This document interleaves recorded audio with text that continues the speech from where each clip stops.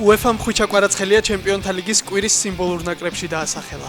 მიმდინარე კვირაში კვარა PSG-ს ლივერპულის დამარცხებაში დაეხმარა და ზედიზედ მესამედ დასახელდა მატჩის საუკეთესო მოთამაშედ.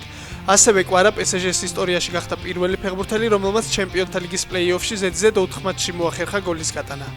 გიორგი მამარდაშვილი შესაძლოა ლივერპულის პირველი მეკარე გახდეს. La Gazzetta dello Sport წერს, რომ ალისონ ბეკერი იუვენტუსში ტრანსფერს დათანხმდა. მათი მეცნობით ბრაზილიელი მეკარე იტალიაში ზაფხულში წავა. 33 წლის მეკარეს იტალიაში დაბრუნება სურს, ის ტრანსფერზეც თანახმაა, წერს გამოცემა. ბეკერი ლივერპულში 2018 წლიდან თამაშობს. დიდი ნაბიჯი მსოფლიო თასისკენ. საქართველოს წყალბურთის ნაკრებმა თურქეთი დაამარცხა და საკვალიფიკაციო ეტაპის მეოთხედფინალში გავიდა. მათი მომდევნო მეტოქე კანადა უკრაინის დაპირისპირებაში გაირკვევა.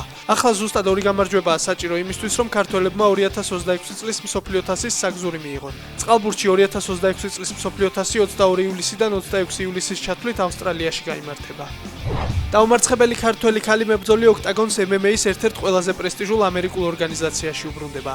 12 აპრილს ბორენა ცერცვაძე PFL ჩიკაგოზე იჩხუბებს და მისი მეტოქი ამერიკელი ჯენა ბიშოპი იქნება.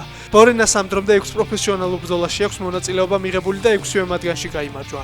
ჯენა ბიშოპს კი 12 ბრძოლიდან 9 გამარჯვებით აქვს დასრულებული.